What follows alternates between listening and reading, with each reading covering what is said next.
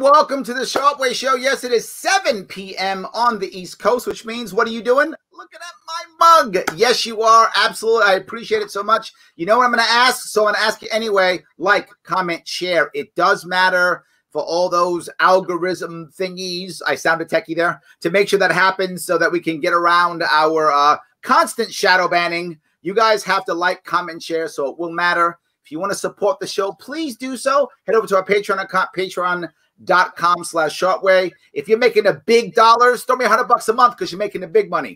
If you're not, $10 is fine too. No worries whatsoever. If you can't do any of that, all good. Support my sponsor, theadvocates.org. It's free. Go there, take the test. It's the world's smallest political quiz. Post it, and everybody's happy. Let your friends see how libertarian or non-libertarian you actually are. It's all good. And finally, if you like CBD products, and I hope you do, head over to a libertarian company, grownselection.com. Make your CBD product purchase. Put in Sharpe Way 20. You'll get 20% off only for tonight. I'm lying. It's always. To Sharpe Way to 20. It's always good. You always get 20% off if you use that code specifically. I am very lucky tonight, guys. Super lucky tonight. I have with me the man, the myth, the legend, the guy who, you know, all by himself with nobody else whatsoever started Liberty Memes. Nobody else at all helped him. Not a brother. Nobody assisted him whatsoever. Yeah. All by himself started Liberty Memes. Started an impressive charity we're going to talk about today. An impressive voluntarism scheme that works like one we just haven't seen before. We'll talk about it all. The man himself, David Andrew Gay. How are you, sir? I'm well, Larry. Thanks for having me on. And excellent shirt you're wearing there. It says Liberty Memes, in case you guys don't see it. I'm wearing this Ron Paul number. There we go. It says it's happening. Because it is happening. And Memes clearly is cool. Absolutely. I wore this shirt to give a speech to MC a rally for Spike Cohen. Instead of wearing a suit and tie, that's what I wore. And, you know, me, I don't know about everybody or your audience, but me, I'm like a big Ron Paul supporter. And it was in Texas. Basically, that party in Texas wouldn't exist without Ron Paul back in the 80s running for president. And I was able to get every single speaker at that rally to give a little hat tip to Ron Paul. I was really excited about that. Look at that. I love that. That's his home turf. I love that. Yes. And there are some people who watch this show who do love Ron Paul. Absolutely. As a general rule, this audience is give or take about 50% real libertarians, about 30% maybe Republicans or conservatives who lean liberty, about 15% Democrat or liberal who kind of lean liberty, and 5% people just think I'm really hot and attractive, which, by the way, is true, but that's why they show up. I mean, I've been with you, and I find myself attracted. So it's how it works, man. It's how it works. Some people are angry because I'm beautiful, but I'm not. It's fine. But I want to ask about what I think is the oddest thing. How many people who have tried to start some kind of cool dank meme stash or some kind of cool meme page? I mean, literally thousands of people have tried this. You did, and it worked. I mean, 2013? Is that about right in that area? So I wasn't actually the one that started the page itself. It was my brother, Peter Gay. And I was teasing Peter when I said earlier that no one else. I'm sure he knows that you're teasing him. I don't know if he's watching or listening, but I'm sure he knows. But yeah, so basically Peter and I both got started on Ron Paul campaigns way back in 2008. And actually 2007 was our first direct activism involvement with meetup groups from meetup.com and all that other stuff. I don't know if you remember them. Absolutely. I'm an old man. Meetup was a big deal for me. I'm an old man. We didn't even have Facebook back then. Most of us were organizing what we called the Ron Paul Revolution over meetup.com. And we were sending each other messages. Hey, let's do this thing. Let's do that thing. And we were there and we were always supporting each other. And we actually broke some fundraising records during that campaign. And it was all because we organized on meetup.com. I mean, we didn't even have Twitter and Facebook and all this other stuff to coordinate. And we just did it. Anyway, during the 2012 campaign, Peter and I were really rolling with making memes on our own personal pages. And they were getting a lot of traction. We were like, we should probably make a page. Make a page, sure. Peter went on Facebook at this thing that says, would you like to make a page? And he clicked it.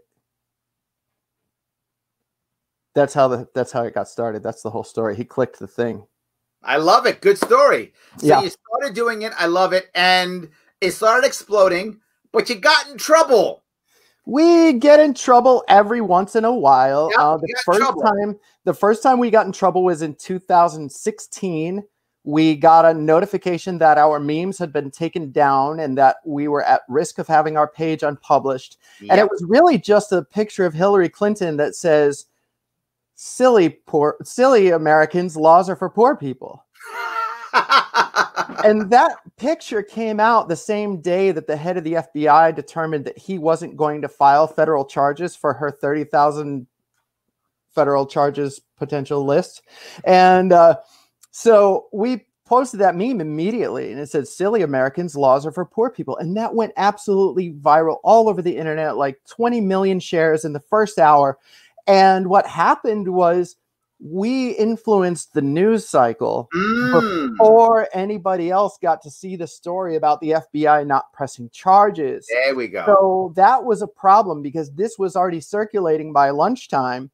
So no one had really a chance to take their lunch break or get home and watch the evening news. And they already had this idea of Hillary being corrupt because she wasn't charged with anything. Right. So it wasn't like, oh, so she's exonerated. It was just like, yeah, she's rich. She gets away with whatever she wants. Right. So that was a big problem for them. That got in trouble. And then we had another one that had, we don't really support many candidates. It's just a thing that we have. We try to pick on everybody because for us, once you run the state, we'll pick on you. But we had this one that said Hillary or Trump, top socket or bottom socket. And it was a kid playing with a light socket with a fork. Yep. And that got taken down because it was considered promoting self-harm. So Peter said, yeah, self-harm, like voting for one of those people. Voting for one of those guys. I love that. Yes. So this happened. We got a little threatened, but what happened next was a lot of our fans were pretty ticked off because they were like, this is innocent stuff. And this is back before all the social engineering of what we can and cannot post on social media was really prominent. So most people didn't realize that this was going to be a trend. They thought, oh, we still have free speech on these platforms. Yep. And what happened next was Blaze, Breitbart, Newsmax, and Drudge Report reported that they had done this to our page. And so we went from about 100,000 followers to about 500,000 followers within that next year. By 2018, October 2018, we had about 690,000 followers just on that page alone, plus another 80,000 on another backup page, plus another one with like 30, 40,000. And they all got taken down suddenly without notice one day. And when I look back at the history, and I've still got screenshots of it, they took our page down as soon as we finished a Facebook fundraiser for someone who lost their house in a house fire. Because don't you dare do that. And what happened was, this was in 2018 in October. In the spring of 2018, I created the Liberty Memes community group. And that was so that I could take my audience and have direct contact with them and use them to help people. And so we had already been helping a lot of people. I want to bring up something. This is a piece, if I can. You were on Liberty Late Night. Yeah. And you brought up this piece, and I want to bring this up real fast. The part that I just love, that it seems so silly that it shouldn't work, and it so worked, and you said it exactly right. Well, it is meme magic, because where would this all be if me and Peter didn't start making stinking memes in 2013? I know. Memes get reach. Memes build communities. That's crazy. But you're right. Like, where would you be if you didn't start that? Right? I have a crazy story to tell you about that nobody will believe. And the person who is going to be named will probably not believe it either. But there was this guy, a Japanese American from New York, who was helping me as my campaign manager when I ran for city council in 2013. And his name was Michio. And Michio helped me out with a lot of my numbers, a lot of my voter databases and things like that. But he also was watching very carefully as I used memes and other types of posts, viral type posts on social media to run my campaign. That was in 2013. Trump did it in 2015 for the 2016 campaign. That guy who was on my campaign, who helped out and had actually been to all sorts of Ron Paul events, Liberty events, he ended up working in the White House as one of the directors for social media communication. Wow, look at that. And he learned how to do that through my political campaign. So yeah, I mean, there's problems with Donald Trump and all this, but there were actually a few people in his inner circle who I knew for a fact were on our side. So that was always good to have them there. Yeah. So from now on, anytime Trump does anything I don't like, I can just blame you now?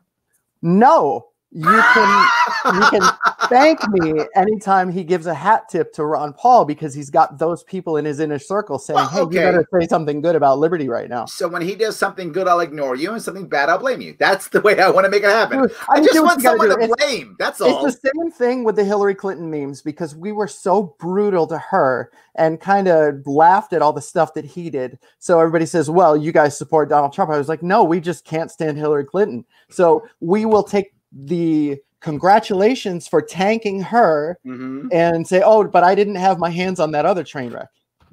There we go. Okay, I like that.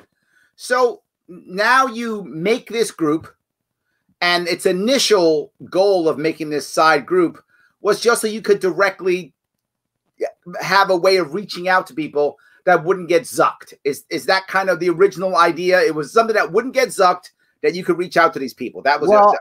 Well, I always wanted, and I was involved in Campaign for Liberty and some of these Tea Party events and these other things. And I always wanted a way to be able to organize the people that were involved in our page into something more than just sitting there clicking and laughing. Sure. So I've always been motivated toward liberty activism and toward getting the message out and towards doing whatever I can to move the conversation in this country toward libertarian ideals. Sure. And I said, hey, I've got this group that's basically the size of a small city, and we can do these things. We have the numbers. Unfortunately, most of those people were just there for memes, but some people actually got it. And we started raising a lot of money for people in need. Yeah, Ryan says he donated when he watched a video of you, a man sleeping on Texas church steps. Does that ring a bell? Yeah, that actually happened about 2 weeks ago. I was on a 27-hour drive that turned into maybe a 40-something hour drive from Syracuse all the way to Houston. And that church was in Texarkana, right next to the dividing line of Texas and Arkansas. And that young man, he is actually in our groups now. He's homeless, but he has a smartphone, and he's in our groups watching what we do. Nice. And I told him, once you're ready to go back and live in society, you let me know, because we will be there for you. I love that. And his name is Abe. He's a big black kid. And it's funny because I saw him asleep on the church steps, and I walked up to him, and I was going to give him these gift cards that I had. Visa gift.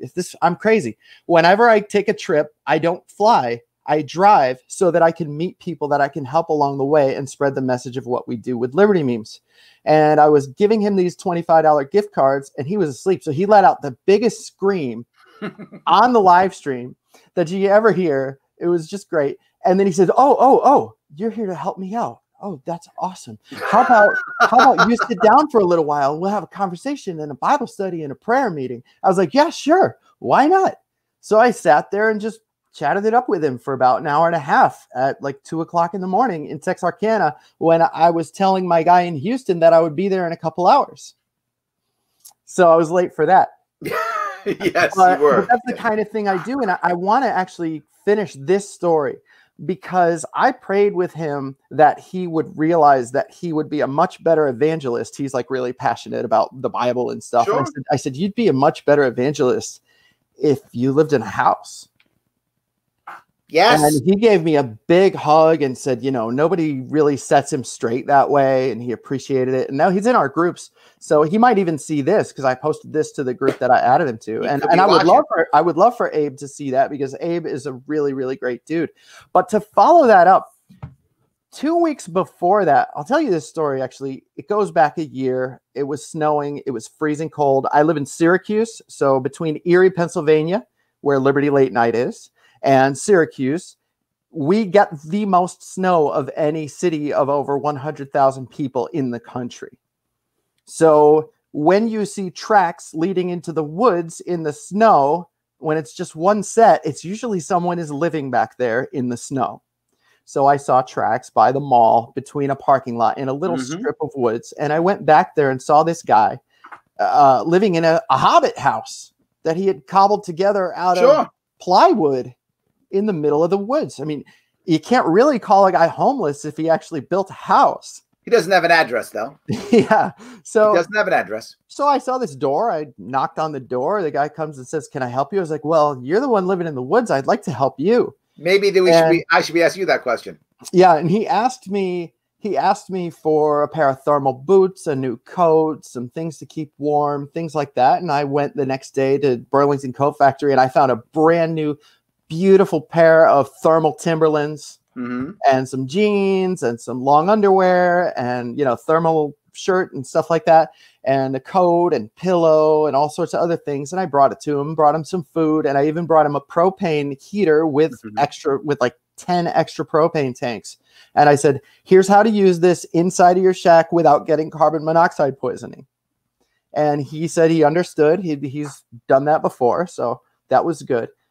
But I lost track of him after. Yeah, but hold on. See, this is my question now. See, you're super wealthy, super rich guy. How can the rest of us guys help out? No, I'm not super wealthy and super rich, actually. I'll get to this later, but I do have sponsors on Patreon, so they do definitely help defray a lot of that. So Patreon is a way that helps. Yeah, it's not a charity. I mean, it's my salary. It's how I get paid. But if I want to lead by example, then I ought to. And so I take pretty vast portions of what's given and I just give it right back to a lot of these causes. But I want to tell you about this guy. Okay, tell me. Because I was scheduled to MC that rally in Conroe, Texas, Houston, for Spike Cohen. And I'm headed to the pharmacy to get some Gatorade so I don't get dehydrated on this massive drive across the country. And I see that guy on the street with a green vest on with a name of an organization. And he was volunteering for them, picking up the trash. He was clean shaven. He had nice clothes on. And I was just so in shock that I might have just run into Al in the real world that I went over to the foreman, and I use this term as a non-gendered sense. And she tells me, I said, whatever happened to Al, the guy who was living in a shack by the mall? And she said, "Well, I don't know exactly what happened, but one time, sometime last winter, he came to our office and he said, I don't want to live like this anymore. I want to live in a home. Look at that. I want to be part of society because I feel like I've been shown love by people." And she says, and now he has a home. He lives indoors and he's still volunteering for that organization that helps the homeless because he felt that debt of gratitude. I haven't seen him or talked to him yet. Like, I just ran into him on the street and went straight over to, I was just kind of in shock. I love that idea. But that's why I stopped and spent all that time with that kid in Texarkana, because I was 2 weeks fresh off of getting that update about Al. And I said, I could, maybe 100 of these guys have a problem, but one of them is going to say,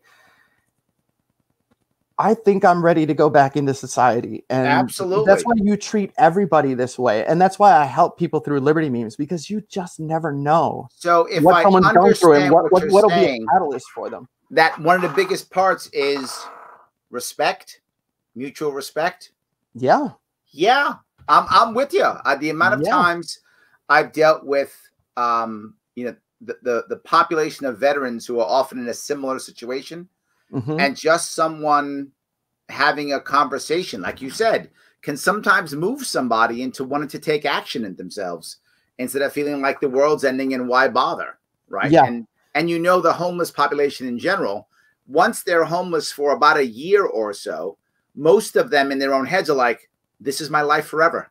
They don't even imagine coming out until someone like you steps in and shows them something. But before that, their head is, this is my life now. Yeah, This usually they'll go to an aid organization or to whatever office helps them, and they'll get whatever that organization ministers to, but they don't get love because that's an organization for everybody. Yep. But if an individual goes to them and says, I know that you're probably going through some stuff, but I'm just a human just like you are, and we all go through stuff.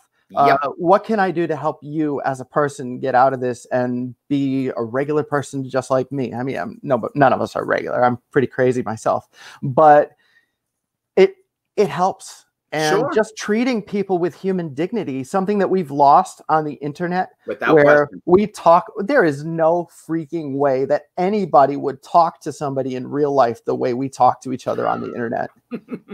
It's just not possible. And except some of these libertarians who are really serious about their pet issue, those people will talk to absolutely anybody about that pet issue. Yes. But we'll get to that in a minute. But the negativity, especially in this year that we've seen on the internet, most people are leaving social media simply because they don't see the purpose of even being there anymore. Yes. Yes. And they're leaving because they're like, well, I'm just screaming in the wilderness and I'm just saying what I believe and I'm just putting everybody else down and they're just putting me down. Why bother anymore? Nothing's happening. Yes. So I have taken the internet and I've said, guys, there is more to life than just trolling, more to life than just being on your soapbox. How about if we want people to be receptive to our ideas, we show them that we care about what's going on in their life right now. I wish the whole libertarian movement would do that. We take care of that one problem that that person has who disagrees with you on everything else. We take care of that problem in a way that the government has never even imagined even attempting to reach out to them for. Or maybe a politician knocked on their door and asked for a signature for a petition one day and said, if you vote for me next month, I'll take care of that problem that you have. And it never happens. And then they say, oh, well, wait until I get my next election. Then I'll do it. That's what will happen. And then it'll happen. We step in, we find out about a need, and we say, we're on it right now. And I hate to say the fact that for every $100,000 that I raise for people or help raise for people, I probably have to turn down $1 million in causes that come to me simply because we haven't gotten to the point where we've taught our libertarian friends to be generous yet. Well, hold on to that too, because I want to bring this next thing. You were on, I think it might have been Punk Rock Libertarians. Yes. And you brought this up. I want to cover this because it's just what you did bring this up.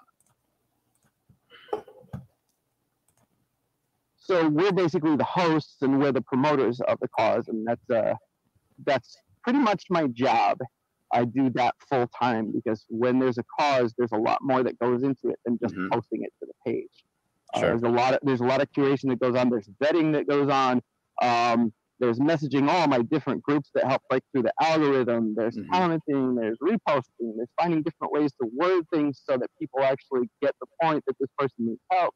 There's a lot that goes into it. And then there's also all the pushback things. And then there's every time you successfully fund a cause, you get 15 more in your inbox, and that's heartbreaking. And so you've brought this point up before, and I think anybody else would imagine the same thing, right? It becomes, I mean, you put all your time and energy into a cause, as you said, right? It isn't just I do a post and all of a sudden money pours in, right? You've got a lot of things you've got to do to make that happen. And then once you've made that thing happen and you've hit your goal or exceeded it, whatever that is, you've done that thing. Now everyone's like, I'm in trouble too. And you've got to say, what can I do at this point? Where are my resources spent? How can I spend them? And I'm sure you also have some level of donor burnout too, right? Well, at sure. Some level, you have some of that too. Sure, we have a lot of burnout. People are like, well, I've given to everything, and I don't think the world is different because everybody on the internet is still jerks to each other. That's true, yes. But they haven't paid attention, like the follow-up of what happens in that person's life after we've helped them. So for example, like Al, I mean, my group helped me bring him things while he was homeless, and then that made him decide he didn't want to be homeless anymore. We had another case, or say somebody comes to me, and it's really tough. Like, people will prove this for me, that I really do work extremely hard to make sure that every single cause gets fully funded. I will see it through all the way to the end. I am not somebody who drops a link and then just walks away. If for an hour and a half it hasn't gotten donations, I go back to the group and say, hey guys, it's been an hour and a half and nobody's chipped in. There's 2,000 of you here. So if 25 of you chipped in, there's still like almost 2,000 more of you that are available to possibly help on this. And usually only takes about 200 to 300 people to fully fund a big cause. So if you can push those people to do it. Sure. But anybody who has gotten help from us, or anybody who's been right along with me since the beginning, watching me do this, knows that I do not rest until I get help for that person that I promised help for. So let me ask you, you get stressed over this. Do you ever use CBD products ever?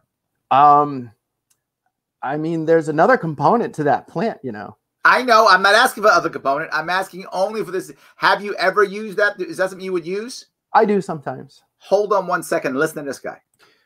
Hey, it's Larry Sharpe, host of the Sharpe Way show. Want to talk to you for a couple of seconds only about CBD products.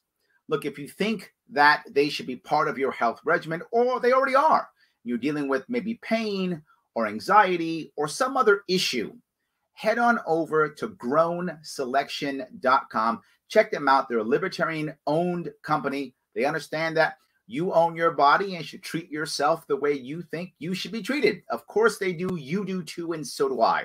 So head over there, check them out, look at their CBD products. If you think they fit your health regimen, put in Sharpe Way 20 and get 20% off your order. Look, I want you to support the Liberty Movement, Libertarian-owned businesses, and the show. They're a sponsor. If CBD is or should be part of your health regimen, grownselection.com. Check them out. Purchase Sharpe Way 20 for 20% off. Support the show. Support the movement. Grownselection.com. That guy's smart. That's all I'm saying. And he looks kind of like you. He does. Well, because he's good looking. That's also true. But I gotta ask: is he half black and you're half white? That's what it is. See, he's black on the left side. I'm black on the right side. Oh, okay. Oh, anybody knows that Star Trek reference? That was a classic Star Trek reference for you geeks out there. That was classic Star Trek reference. You're such a nerd. You know, you're exactly what's wrong with the Libertarian Party. Exactly true. Ryan would like you to tell the story of the poor girl we built the fence to help. Can you tell that story? Ryan wants to hear it. I have a story that leads into that story, so this will be great. So, Ryan, no, he just blew you off. No, we'll get this. I'm totally kidding. Go ahead, please. We were headed into our first year as a group with Liberty Meme's $5 charity club. That's a group that I set up to be a donors club with a casual pledge of $5 a month. You go to this group and I'll post 5, 6, 7, 8, maybe 10 causes every single month. And your pledge, what you're expected to do, is give at least a $5 bill to one of those causes in the entire month. So joining the club, that's the implied agreement. It's implied that you'll do that. Yeah. Okay. I mean, everybody's there supposedly to be a giver. And a $5 pledge with like $10,000 worth of causes a month is nothing. Right. And inevitably, every single cause gets funded because the really generous people always give a lot more. I mean, we even have angels in there who will drop $10,000 anonymous on somebody. So I wanted to finish out the first year really, really, really big. So at the beginning of October, I said, guys, our anniversary as a group is coming up, and I'm going to have a really big cause, like $30,000 to $50,000, and we're going to help somebody out in a huge way. And I've got to still look for it, but I want everybody to pledge a little amount here so that I can see what we'll be able to afford when I find this cause. And we had like $18,000 in people just pledging, hey, I'll do that. I don't even know what it's going to be, and I'm interested. Obviously, they're not obligated to give to it if it turns out that it's some cause they don't want to support. Just pledge that we've got something coming, and will you be on board if it's something good? And they were like, oh yeah, heck yeah. So I got reached out to by a friend of mine. You might even know her. She's at some of the Albany events, Felice Ford. And Felice reached out to me. She said, David, Chris and Becky Miner are going through a hard time. And Chris and Becky are like OG Ron Paul people, like way back in 2008. We've been to New Hampshire together. We've done it's just all these different rallies we've been at and all this other stuff. Just good people, good liberty people. And but they're also a really beautiful family. They got beautiful kids. And she said, David, he's not able to work because of a back injury. And I said, okay. So he'll be out for a little bit. Like, what are we going to do? Buy some groceries, pay the heating bill, things like that. And she's like, yeah, sounds good. Like $2,000-$3,000. Not crazy. And I said, so get their permission and we'll run a fundraiser for them. And she reached out to them the next day, and it turned out that he just went in for a CT scan, and that turned out to be a tumor wrapped around his spine. Whoa, that's a big difference. Yeah, very malignant tumor, by the way. It wasn't an injury to the back. It was a tumor hurting him and compressing all his nerves. So, usually even chemo with a tumor, they try to take it slow. They'll give you a couple months before they even get started. They, in the hospital, said, we have to start chemo right now because of the aggressive type of cancer you've got. Wow. I said, Felice, I don't know how we're going to do it, but we're going to make this our big cause. We're going to raise $50,000 for these people, and we're going to do it. And I don't know how. I had only got pledges for $18,000, but this is going to be the one. Okay. And she said, okay, let me look into it. And it turned out we could use a family member as a beneficiary so that they could administer like an actual fund for them, for tax purposes, so that they would have a fund that they could use. So we raised $10,000 the first day, $20,000 the next day, $30,000 the next day. It was up to $30,000 in 3 days. And then by day 10, it hit $50,000. It's amazing. And it's hit $53,000 at this point, I think, really close.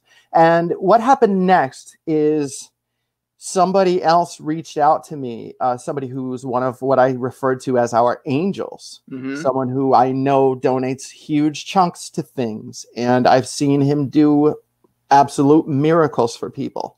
And he said, David, I need their address because in the event that something bad happens, I am going to be there for those kids for the rest of their childhood. Wow, that's amazing. There is absolutely no way to quantify how many of these causes have had people reach out to them on the back end and say, I'm going to be there for you. But this one in particular was someone who I know is very wealthy and has the wherewithal to do something like this. And when he says he's going to do something big, he means like literally adopt them financially for any problem that ever comes up for the rest of their childhood. And that's like 5 kids. So you've brought up different issues. Alexander asked, what kind of causes does the Liberty Meetings $5 Club support? Is it anything, or is it specific, or like, how do you pick and choose which one you go for? I mean, anything that anybody's going through. I mean, somebody could be getting evicted. Somebody could need to pay the rent. Somebody could need money for their heating bill or for groceries, or something really big will happen, a big car accident, we'll buy them a new car, or things like that. Just anything that could come up in life, or paying for a surgery. But to tell you this story, this guy said he will take care of them for the rest of their childhood. And there's no way to explain to people what a miracle that is, that we moved somebody so much that a millionaire would say, I got you. Don't ever, ever, ever worry about anything ever again. That's incredible. So that happened. And then I ran into Al on the street, all cleaned up and reintegrated. And then I drove to Texas to give this rally for Spike Cohen. And then Spike posted on his page that people should join my group. And when he did that, in the comments, somebody said, well, I've got this 9-year-old girl. She's autistic and she escapes the house, and we need to rebuild the fence in our yard and upgrade our security system. And I didn't know that there were liberty-minded organizations, he's a libertarian, that would do this. And I said, message me, buddy. And this was on Spike's post, not on mine. So from spreading the word, we found our next cause, and we raised, I think he had already raised like $1,400 out of $9,000, and we finished that off for him to be able to upgrade the security system in his house, like chipping on the clothes so that you can't open the doors, right? And better fencing so she wouldn't escape. This is a little 9-year-old girl. She's very cute. She doesn't know the danger that the outside world would pose to her, or does pose to her every time she escapes. So having gotten that out of the way, that happened because of all that stuff. And before that, when Ron Paul got out of the hospital, he found 17 giant bouquets of flowers at his house because my group sent them to him. Thanks to a girl named Shelby Gutleber, who's another member of our group who you've met at a few events, Shelby. And she said, we should send flowers to the Pauls. And we sent all these flowers. And you know what someone told me? Someone said, that's an empty gesture, sending flowers. You should donate to his foundation or do something in his name. And I was like, this is not an empty gesture. First of all, the florist hasn't been able to make floral arrangements for weddings, for churches, for funerals because of all these nonsense lockdowns. These people are hurting. And it turns out that they were also admirers of the Paul family. And they were so excited to get this giant order of like basically more than what they would get for a wedding. Sure. Of next day flower deliveries. And when they delivered them, they still didn't have enough material. They had to go back the next day and deliver more, and the next day and deliver more.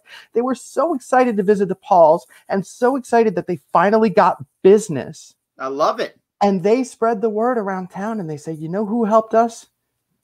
Those libertarians that Dr. Paul here in town is always talking about. And that got everybody motivated because Ron Paul's wife posted a picture of them standing next to the flowers and said, we're doing fine. Thanks, everybody. And everybody's like, man, that really felt good to have an impact there. And so that caused people to want to be involved in the next cause, the $50,000 one. And then driving to Texas to meet with Spike helped us find the next cause. So there's always something that flows into the next thing. And the more we spread the word about this stuff, the more we help people. Absolutely. I got it. I want to go to what I think people are thinking, though, right? Coming next year, it's probably going to be tougher, right? I mean, the economy's not doing well. It's probably going to struggle. People are going to be worried. Are you still going to be able to do this when stuff gets tough in 2021? Is this still going to be able to work? I think that yes, because there are, I'll show you here actually, there are people who are very generous, who are the backbone of these groups. And even when the rest of the plebs can't donate $5, they will jump in and cover it for them. Got it. Now, some of those people might not be as well to do next year, but I can tell you for a fact, and by pointing to this right here, if you go to Liberty Memes $5 Charity Club, you will find our list of causes that we've helped fund. Oh, I see. Okay. And so that is right there. Liberty Memes $5 Charity Club on Facebook. And in that list of causes, and you can't really see this on your screen, I can scroll and I can point to COVID layoff, COVID layoff, COVID layoff. All these different people who were in our community, who were donors, who were giving to things that got laid off, and we rallied around them and took care of them. So when somebody says, well, without the government giving us these stimulus checks, who would provide for the people who got laid off with COVID? Well, we took care of our own community. Absolutely. Yes. And every type of community can do that, whether you're a communist or a libertarian or whatever. You know, I tell people that you can join the Liberty Memes $5 Charity Club, whether you're libertarian or not. I don't care. I just care that you want to help someone and want to use the internet to make a better world. So I don't care if it's a communist who doesn't think the government has grown big enough to provide for all these needs yet. It's fine. Just give $5. Still believe that those people should get helped, that those people are marginalized, and that they should get respect from society. I'm there for them. So if you believe they should get respect, how about you come over here and help them out? I love that. So the way you don't get zucked is by turning this into a group. Is that right? Or can they even zuck the group? I have a private group. I had a private group for my patrons on Patreon, and it just got deleted with no cause. The Patreon? So yes, they do delete groups. And they'll delete groups based on guilt by association factors. So there could be somebody in the group that likes to talk about armed revolution or likes to talk about QAnon or some other nonsense. And just them being there and you interacting with them is enough for you also to get punished as a group admin. So if you're running a group where where people are talking about that kind of stuff, you'll get the punishment for it. Wow. Look at that. So that sucks. There are other ways to reach people. So, for example, my donor base is on Patreon, and I do have the Patreon platform to send direct emails to people. So whenever our groups get zucked, I can reach out to them through our direct email on that platform and tell them where the next group is. Wow. But I don't think that the $5 charity club is going to get zucked unless they mark it as spam or something because we're posting so many fundraiser links. But for the most part, we have been able to move along rather smoothly in that group, and all the causes are getting what they need. We closed out the first year with only like 200 active members out of 1,400 at the time. We closed out the first year raising nearly $300,000. It was like $700 a day. That's a lot. That's good money. So there's people were always in there. People always wanted to help. So let me go to the next fear then, obviously, right? Okay. Aren't you going to get overwhelmed, right? You're out here talking to me about this. There's no doubt there are people watching this. We're going to get several thousand views on this. People are going to want to give money. I'm sure there'll be people who will join the $5 charity club, right? That's going to happen. And there's going to be people saying, I know somebody who's in trouble. Come on, guys, help us out. So you're going to get a bunch of people who not only want to give the $5, but also who know somebody who needs some help. Yes, I was just on the Tom Woods show talking about this group, and a lot of people joined because of that. And then immediately they sent, and then a lot of other people sent me messages and said, I heard about you on Tom Woods. I've got a friend in my neighborhood that There we go. Yep, absolutely. This is when it actually gets kind of beautiful, because rather than be overwhelmed by the fact that I can't help them necessarily, I will give them advice on how to run that fundraiser exactly the way I would do it if I was the one in need. And that is how I treat every single one of these fundraisers. I take it as a personal burden to make sure that these people get taken care of. I know that it's a group effort. I know that I'm going to rely on a group to do this, but there's no way that I can 100% rely on anyone but myself to make sure that these get funded. So I take it personally. Got it. And when someone sends me a message and says, I need such and such an amount of dollars and I don't really have anyone to go to, I'll say, well, I can't necessarily help you by posting your link for you because I've already got something going on and it'll interfere with that. But I will give you advice. Okay. And I will tell you how to set it up. And you show me your GoFundMe link and I will tell you exactly where it looks like it's a scam. You know, because poor people, and that's rude, but I mean, rich people too. Plenty of people don't know how to write. Yeah, that's true. And they will write some sort of description about, you know, my cousin's car broke down last week, and so I had to spend money to fix theirs, and now I'm facing an eviction. And people are like, guy, you're all over the map.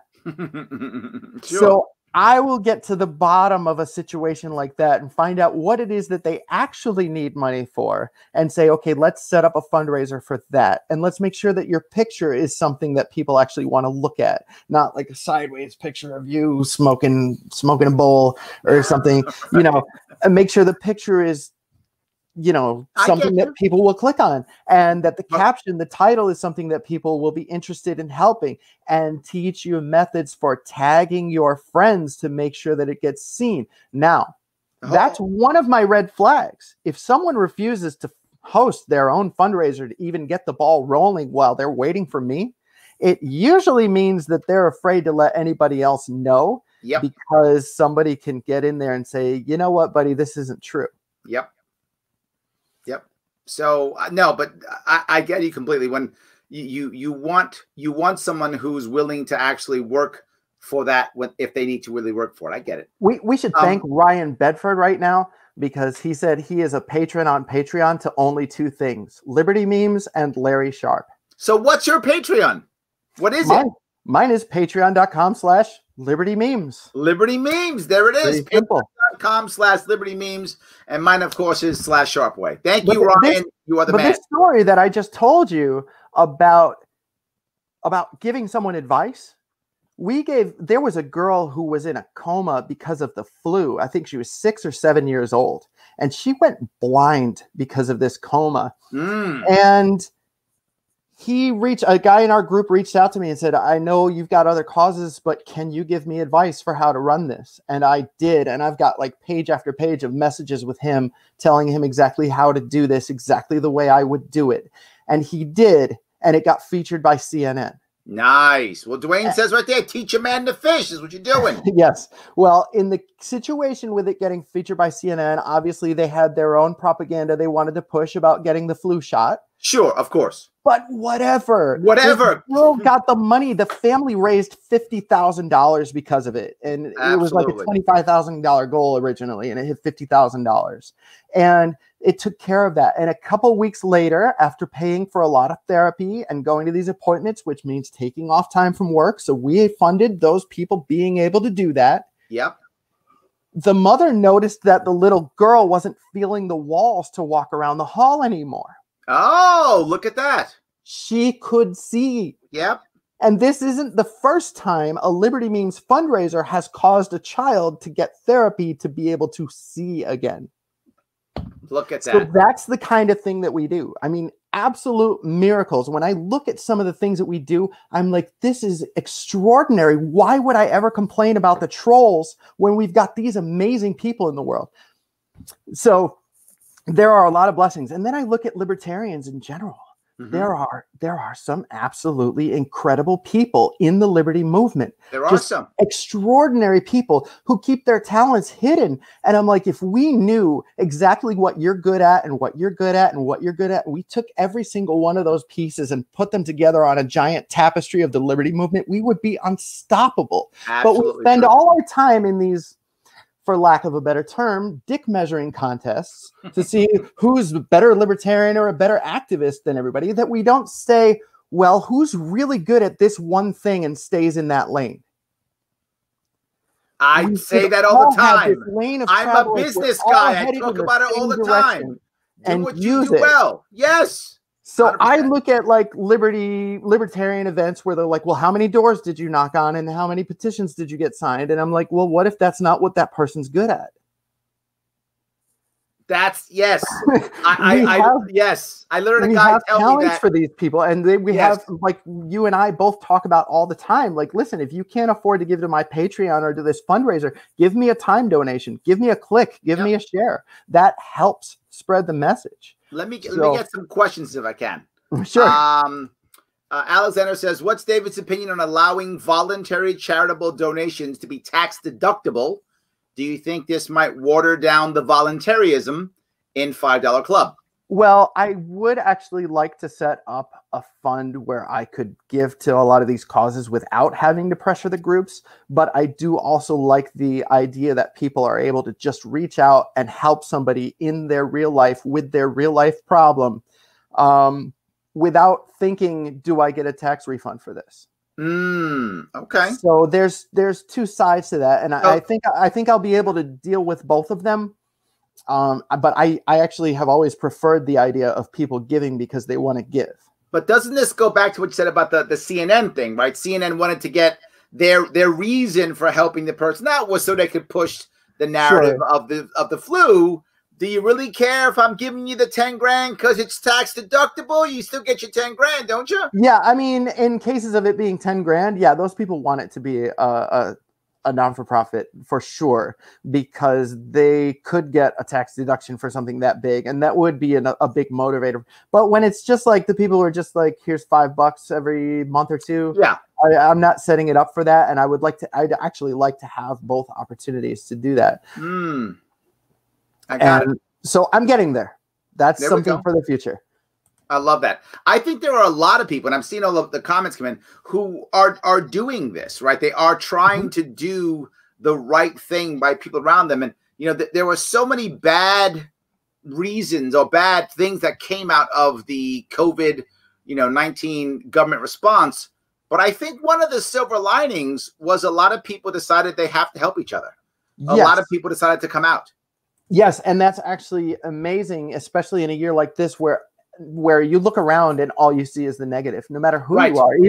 Even if you're a Joe Biden supporter and you just won the presidential election, you're still looking around at everything that's wrong with the world instead of celebrating that your guy just won.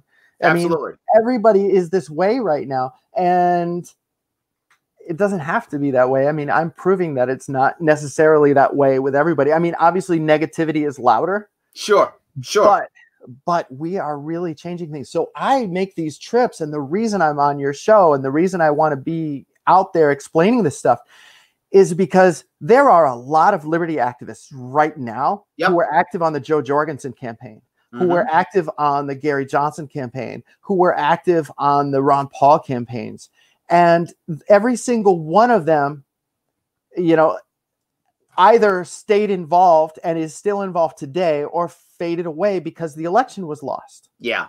Yeah. And the cause kind of went away, right? And I go to these events and I preach to these people and I say, you want a more libertarian society through an election, but you have never reached the electorate with the effectiveness of your message. Mm-hmm.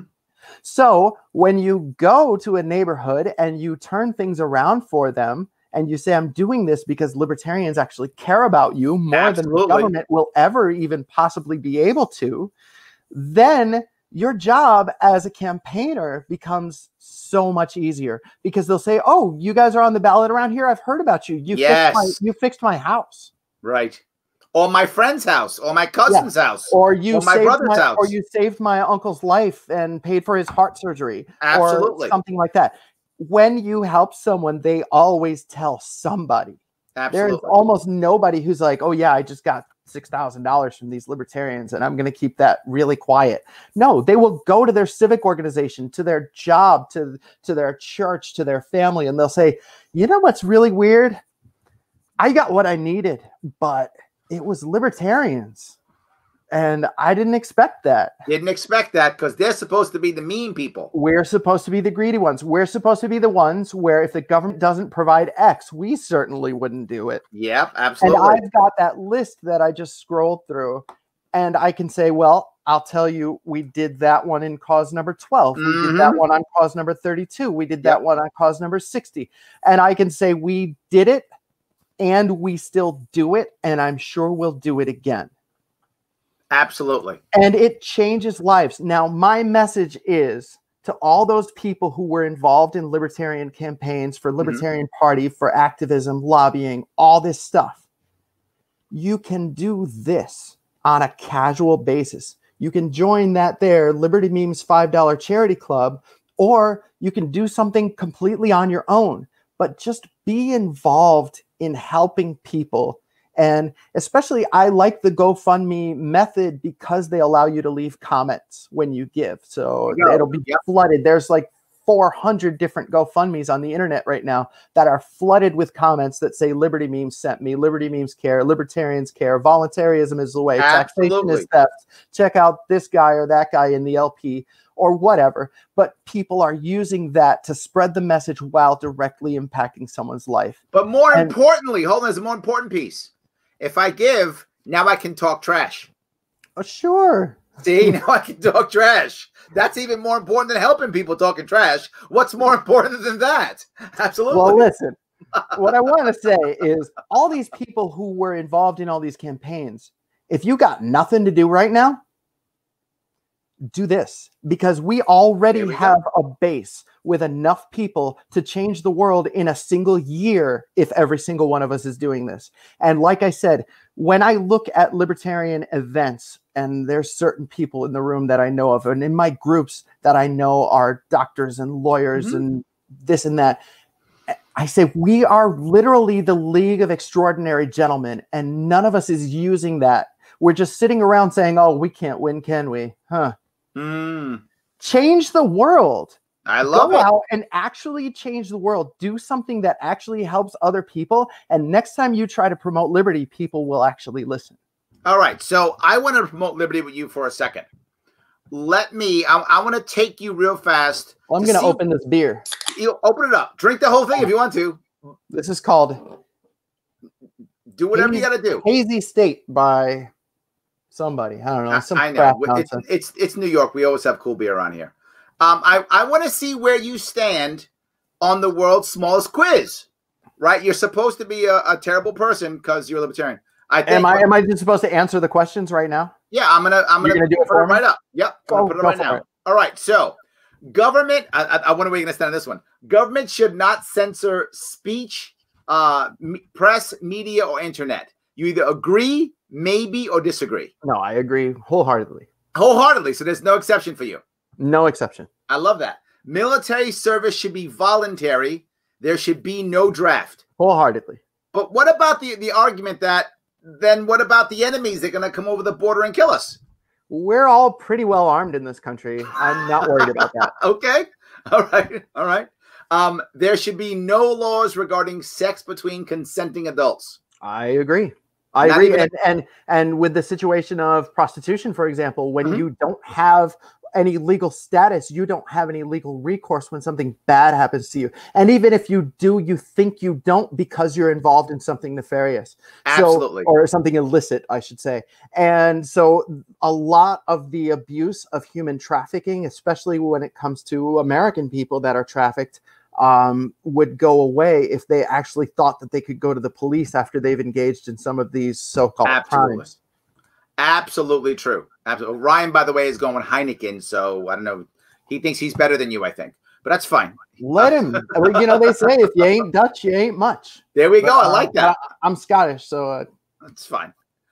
So repeal laws prohibiting adult possession and use of drugs. Oh, absolutely. No, what about the crack and heroin and all those horrible things? Well, crack and heroin and all those other things are not my problem to tell other people not to use. And I don't mean to sound cruel when I say that, but the rates of addiction have remained the same ever since before drug laws, since they created drug laws, since they ramped up the war on drugs to today. They've always remained the same. Even in Portugal, where they treat drug addiction as a medical problem and not a criminal problem, the drug addiction itself has stayed the same. There are certain people who are going to use drugs. Throwing them in prison and spending our money on that is not going to solve the problem. There we go. I like it. Okay, so that's definitely more good. But there's another piece there, I think, on top of it. I don't think you have crack or meth if drugs are legal, because then the other drugs are cheap. So why would you make meth and why would you make crack? I remember Ron Paul at the debates, and this was something a South Carolinian crowd applauded him for. And the guy said, well, you would legalize heroin. And Ron Paul was just like, dude, how many people in this room right now would find out, oh, heroin just got legalized. I better go shoot up heroin. I better go shoot up today. None of you is going to do that. Oh, yes. I don't want to use heroin, so I need these laws. Yes. Otherwise, I would so shoot up right now. Exactly. Yeah. Yes. It's absurd. It's absurd that everybody would run out and use drugs that they know would kill them. Yes. But look what you've done. Jake now says he's having Coors Light. Yes. And now everybody's just talking about their beer. Yes. I got to tell you a story about having and drugs. He's having Pepsi. I'm not done. Hold on, there's more people. Wait. No, I'll tell them this. Grapefruit soda.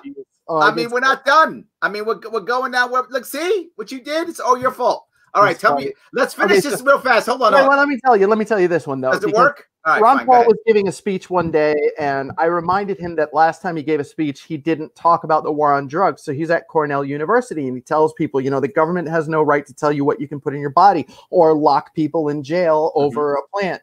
And there was a great reception to that. And then in the green room, he says, David, I feel bad because I forgot to tell these kids that drugs are bad. This is a person who gives so much weight to the truth. Good. Yes. To always telling the truth and responsibility for his words. So he's not going to say something that gives somebody an impression that'll cause them to go out and do something harmful. So he actually felt bad one time because he forgot to say, oh, by the way, they're bad for you. Don't do them. All right. The quiz. Drugs don't kill people. The war on drug kills people. Sure. So yeah, there we go. So see, that's your fault. You're doing this. Yes, absolutely. So all right, let's go back to this. I'll finish it up. It'll be a couple seconds. Absolutely. So government should not target, detain, or deport undocumented workers. This is an unpopular one for me. in my crowds, I am more of an anarchist, so I'm not looking at the government to solve all these little problems. If somebody wants to work somewhere and somebody else wants to pay them to work there, I really don't care. It's not my business, and I don't care where it is. And they'll say, well, what about property rights? What if they cross the border? They're on my property. The country is not your individual collective property. And if somebody in the country has their own property and says, I want these undocumented people to come work for me, and I'm going to pay them X amount of agreeable dollars to them, I really don't care. Okay. All right. So, what about like national borders and passports and stuff? I mean, we have them, and they're a societal norm in our culture. So I'm not going to just say, okay, we better do away with all those right now. But there are certain anarchistic things that happen in terms of undocumented migration. Okay. And I really don't care about those things. So that's an agree. Someone else. If you're hurting someone else, yeah, you should be punished. But I don't believe in the idea of anyone coming over and stealing anyone's job, because a job only belongs to the person who is employing people. And so they can give it to whoever they want. Well, there we go. It's not my job after all. Okay. I got you. By the way, someone else is in Japan, so they're drinking coffee right now. It's the morning there. Ohayou gozaimasu. There, Ohio. So yes, for those of you who don't know, Ohayou gozaimasu means good morning in Japanese. Yeah. So yes. Agua, someone's drinking water. I love it. Yes. I actually speak a little Japanese. I lived there for 4 years. So oh, wow. I know, odd. But anyway, taxpayers should are not the only person to run for governor in the Libertarian Party who's lived in Japan. Is that right? Warren Redlick before you. There we go. Lived in Japan and speaks Japanese. There we go. Absolutely. New York State candidate for governor. See that? And he became famous because he was on stage with Jimmy McMillan when he was saying the rent is too damn high. And he was on stage saying, we need to stop wasting money in New York State government. And he was like, it took off, but it just barely didn't get the margin. Just anyway, barely. You know how that is. And now you haven't even gotten the margin because they changed the rules. We'll fix that, though. No worries. We'll fix that. And you're going to help me fix that. So, yes, we're going to fix that. I still live here in New York, so I'll do what I can. Let's see if you can stay. So, all right. So, taxpayers should not be responsible for student loan debt. Not a chance. But they started it. Started what? Didn't the government start this horrible scheme? Well, people fell for it. That ought to teach you not to get involved in things that the government does. You know, when you lie down with dogs, you get fleas. So when you get involved with the government, you have, like Ron Paul says, he says, well, when you get in bed with the government, you should expect the diseases that come with it. Diseases. And remember, he's an obstetrician and a gynecologist, so he knows something about diseases from being in bed with people. I don't mean that in a disrespectful way. This is literally his profession for 30 years. It's true. All right. Government should not be responsible for providing health care. Nope. What about the poor people? Why do you hate people? Well, then maybe those poor people could come to Liberty Meme's $5 charity club and we'll take care of their medical bill for them. Problem solved. Done and done. Now, I can't say that we'll do that for absolutely everybody, but we in this country need to be creating these types of support networks for each other, especially people involved in liberty and especially people who don't believe the government should be involved in that particular area. Absolutely. By the way, Jack Daniels, IPA, lots of stuff coming on. Should I just reach in and start chugging something? I'm just saying, you're getting people good. I'm not here to try to promote alcoholism. That's really, really bad. If you're just having a casual beer, great. If you're getting hammered tonight, it's Friday night, you know, that's iffy. But don't do that all the time. That's bad for you. There we go. Let people control their own retirement. Privatize Social Security. I have no problem with that. And I also have no problem with people who just don't save anything at all. I mean, that's their business and their problem. Yeah, but then they're gonna. What about the old people dying in the streets, David? You're a mean libertarian. Old people will die in the streets without that. There'll be old people everywhere lying around the streets dead. Yeah, I've never seen that in any society. I've lived in societies where they don't have any of those social safety nets. I've lived in Latin America. I've lived in Panama, Mexico, Dominican Republic, Ecuador. There are places where they don't have these social safety nets, and I just have never seen those particular problems come up. Okay. All right. Replace government welfare with private charity. Well, yeah, that's exactly what I'm all about. That's literally what you're about. Okay, yeah, no question on that one. Next. Done deal. Okay, yes, literally that's what you're about. Cut taxes and government spending by 50% or more. Who is the lightweight that wrote 50%?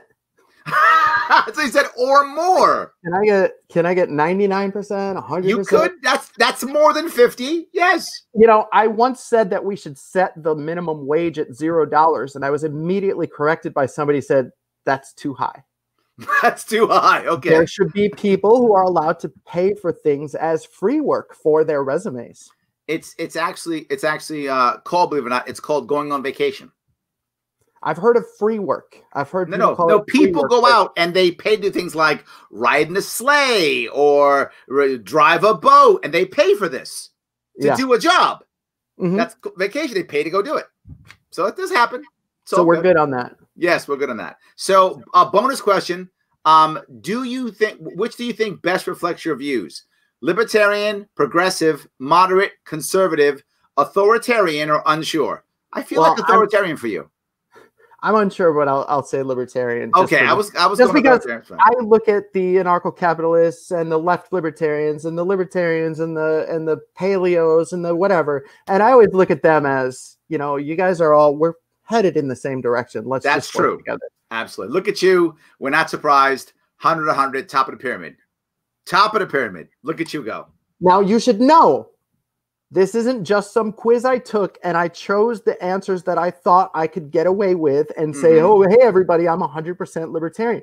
This is who I freaking am. And this is the people who are running Liberty memes, people who are on board with you. And not only will say I'm on board with you, but will give you an explanation for every single one of those points and tell you, yes, I'm on board with you on this, on that, on that, on that. We are moving in the same direction. Let's go.